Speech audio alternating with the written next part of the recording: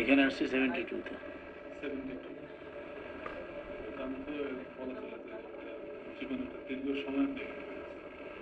হ্যাঁ, তাদের আর কি সুখে থাকে।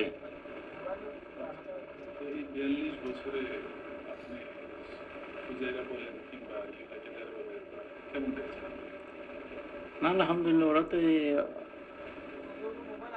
74-75 পর থেকে মানে উপরের দিকে গেছে আর কি। আগে যখন আসছি তখন কিছু ছিল না, মানে ফুজিরাতে তো আমরা থাকার ঘরও পাইনি।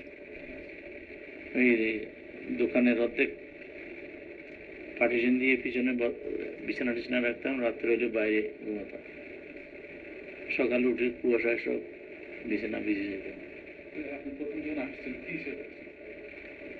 আমি তো অ্যাকচুয়ালি আসছি ইয়ার থেকে, করাচির থেকে। যখন আমাদের লিবারেশনের সময় আমাদের বাংলাদেশ স্বাধীন হয়ে গেল, তখন সবাই আগে না, এখানে চলে আসছি। এখানে আসার পরে 12 বছর, ইন টোটাল 12 বছর পর আমি দেশে গেছি, বাংলাদেশে গেছি।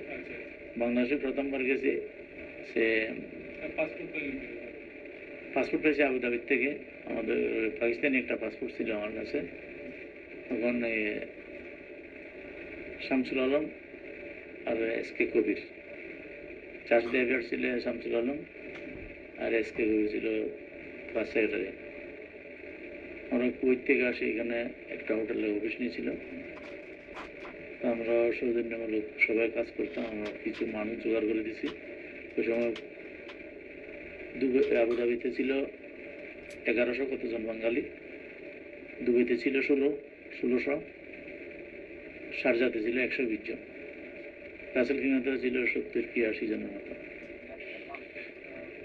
আর আলাইনে ছিল 120 জন, এই টোটাল বাঙালি। আর এখানে পূর্বখানে 8 জন কি 9 জন ছিল, এখন মারা গেছে ওরা, যেগুলো যারা পুরনো আর কি। তো এখানে 75-এ আমি এখানে চলে এসছি। আবার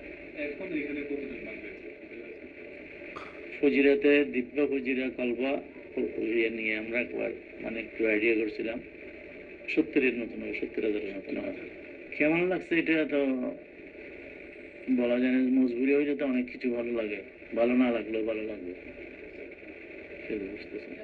যখন যাইতে পারবো, পয়সা থাকবে, আমার নিজে একটা ইয়ে ছিল, আমি জীবনে যদি কিছু করতে পারি তাহলে আমি দেশে যাবো, না যাবো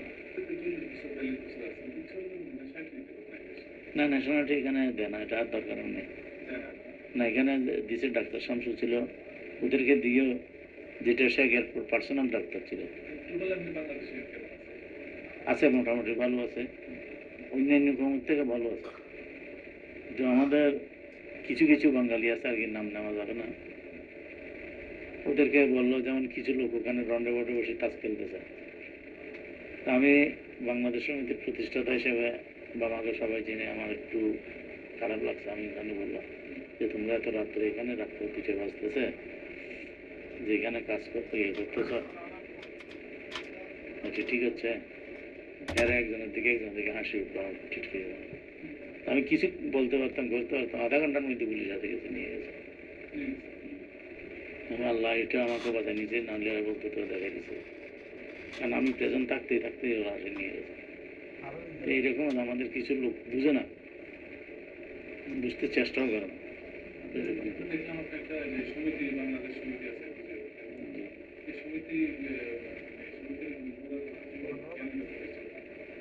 আসলে আমরা মুসলিম হই, কিছু লোক ছিলাম,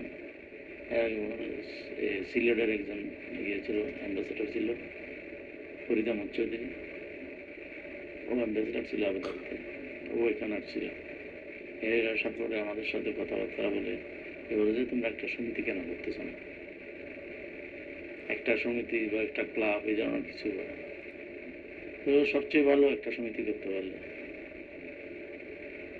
তখন আমরা মোটামুটি ছিলাম আর কি, একটা সমিতির ক্লাব নিয়েছিলাম, এটার ইয়ে ছিল ডাক্তার রফিকুজ্জামান, কিন্তু প্রতিষ্ঠাতা ছিল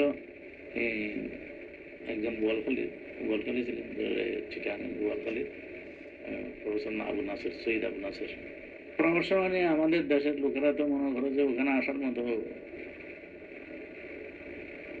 খুশি মানে গাছে ধরে ঝাড়া দিয়ে নিয়ে চলে যাবে, ওখানে গিয়ে কাজ শিখতো। মানে একটা প্রবাদ আছে যে, না না ওই দিনে ওখানে ওখানে যেয়ে শিখতে পারবো তো, মানে কাজ শিখে আসাটা বেশি দরকার। হ্যাঁ দেখি মরুদিগন্তের মধ্যে কিন্তু প্রায় সময় দেখি এই মরুদিগন্তের হাতছানি এই এটা যে আছে এই যে আপনারা বাহারের দিকে যাচ্ছেন মেন রোডে, তারপরে আরো অনেক জায়গা এখন তো ভুলে যায়, অনেক জায়গার নাম বলছেন ওখানে। মোটামুটি আমার কাছে এই জিনিসগুলো অনেকের ভাগ্যের নসিবে ধরে না দেখার জন্য, এরকম কিছু জিনিস আলহামদুলিল্লাহ এই দিগন্তের মানে অনুষ্ঠানে আমি পাইছি আর কি। এতে খুব খুশি লাগে এই জিনিসটা যে অনেক আছে আমরা মানে অনেক সাবার অনেক ইয়ের কথা শুনি, কার কোন জায়গায় কি আছে, কোন লোকটা কিভাবে করতেছে, কমপক্ষে আমরা এভাবে কি করতেছি যেটা দেশের লোকে জানে না। আপনাদেরকে ধন্যবাদ, দিগন্তের ধন্যবাদ।